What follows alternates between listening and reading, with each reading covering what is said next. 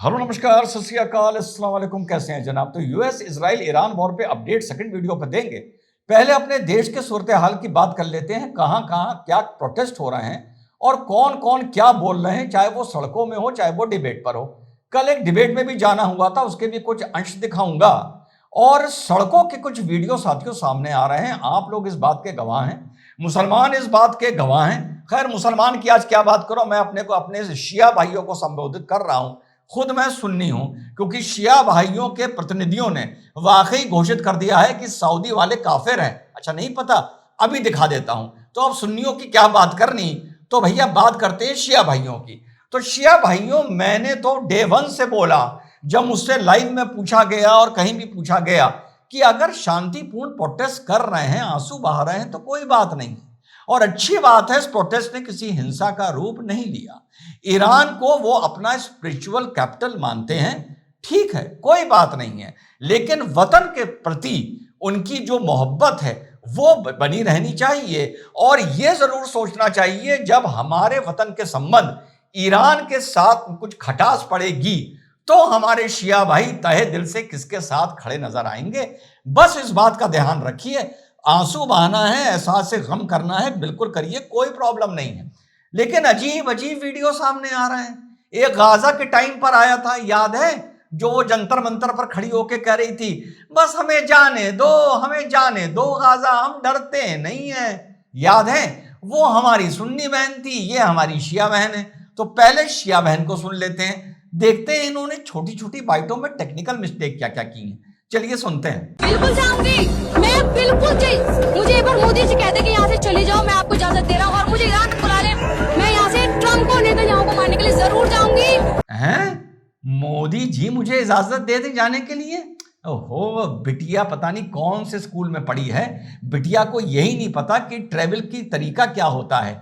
अरे बिटिया, पहले तुम अपना पासपोर्ट बनवाओ, तुम्हारे पास शायद पासपोर्ट होगा, ठीक है। उसके बाद ईरानियन काउंसलेट या एम्बेसी में अप्लाई करो, ऑनलाइन अप्लाई करो, कुछ फीस दे जाती है, शायद फिर वो तुम्हें इंटरव्यू के लिए बुलाएंगे। वहां जाके बता दो कि क्या चाहती हो, वो तुमको वीजा दे देंगे, टिकट तुम्हें कोई भी एयरलाइन दे देगी, तुम अपना यहां से उड़कर तेहरान पहुंच जाओ। मोदी जी कहां परमिशन देते हैं यार किसी को जाने की? यानी तुम जाके मोदी जी से पूछोगी, मोदी जी कहेंगे चली जाओ। भैया तुम्हारी मर्जी है, घर वालों से बात करो, बालिक हो तो बिना पूछे चली जाओ, कल नहीं आज चली जाओ, आज नहीं अभी चली जाओ। पर बात तो ऐसी करो कि लगे कि जिस स्कूल में पढ़े हो वहां ABCD सीधी पढ़ाई गई थी, या पता नहीं अल्लाह जाने क्या पढ़ाया गया था, ठीक। और दूसरी टेक्निकल मिस्टेक, अगर तुम्हें नेतन्याहू और ट्रंप को मारना है तो तुम तेहरान जाके क्या करोगी भाई? उसके लिए तुम्हें इजराइल जाना पड़ेगा, उसके लिए तुम्हें USA जाना पड़ेगा। तो तुम वीजा अप्लाई करो इजराइल की एम्बेसी में, USA की एम्बेसी में, वीजा मिल जाएगा, इंटरव्यू होगा, तुम वहां चली जाओ। मतलब इसमें भी मोदी जी तुम्हें परमिशन दें। जब गाजा का मुद्दा हुआ था तो वो सुन्नी बहन भी यही कह रही थी, बस मोदी जी हमें जाने दें। अरे मोदी जी तुम्हें नहीं रोक रहे मेरे भाई, समझो मेरी बात।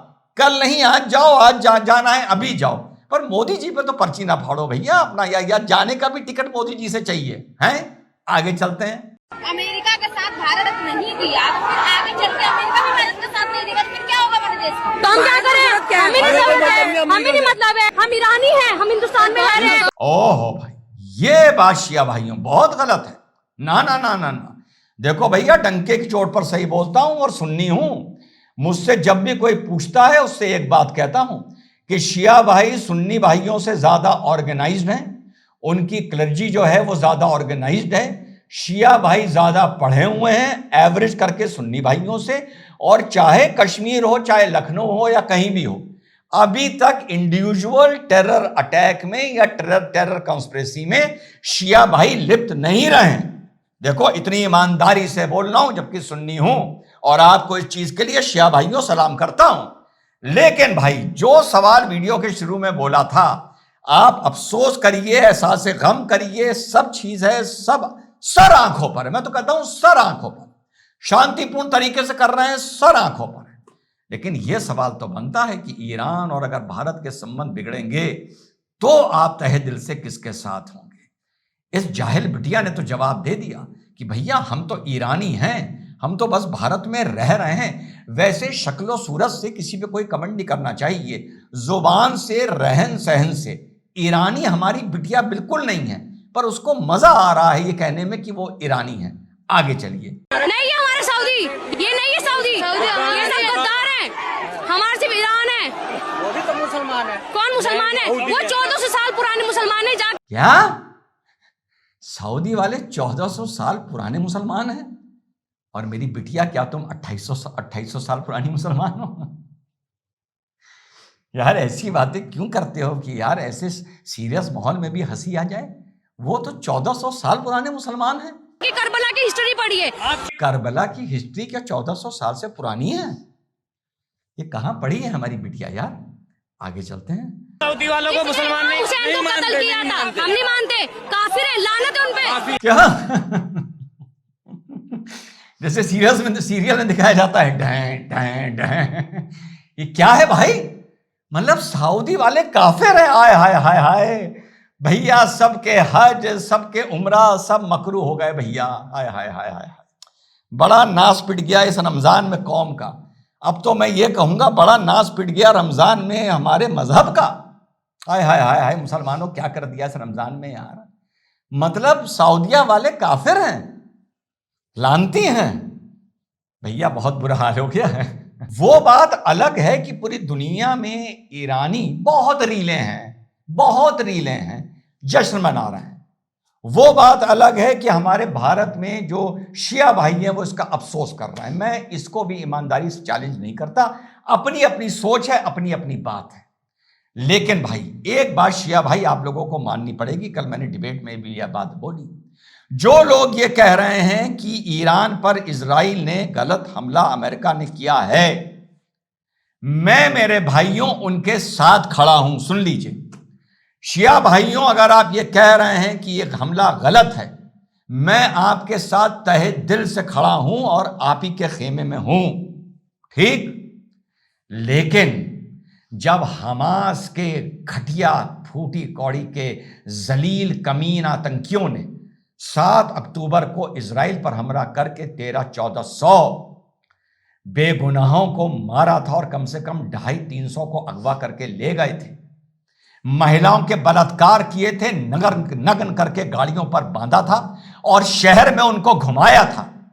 उसके बाद जब इजराइल अपनी जवाबी कार्रवाई कर रहा था, वो अपनी सारी ताकत अपने पश्चिम में लगा रहा था, यानी गाजा की तरफ लगा रहा था। तो इजराइल के ऊपर से हिजबुल्ला को इजराइल पे मिसाइल दागने की क्या जरूरत थी? इजराइल के पूरब से ईरान को उस वक्त जब इजराइल लड़ रहा था, तुम्हें उन पर मिसाइल दागने की क्या जरूरत थी? इसका जवाब भी तो देना पड़ेगा शिया भाइयों।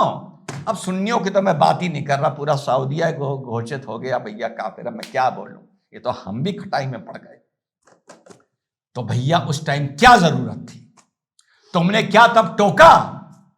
आज जो तुम बोलते हो नरेंद्र मोदी जी ईरान के लिए क्यों नहीं बोल रहे, तुमने क्या उस टाइम तमीज के साथ ट्वीट किया था, सोशल मीडिया पे लिखा था ईरान को कहते हुए कि हमारा इस लड़ाई से क्या मतलब? उन जलील लोगों ने एक जाकर 1400 लोगों को, महिलाओं को, बच्चों को मारा है, काटा है, जलाया है, उठा के ले गए, बलात्कार किया है।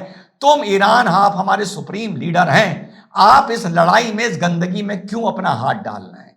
तब आप नहीं बोले थे, तब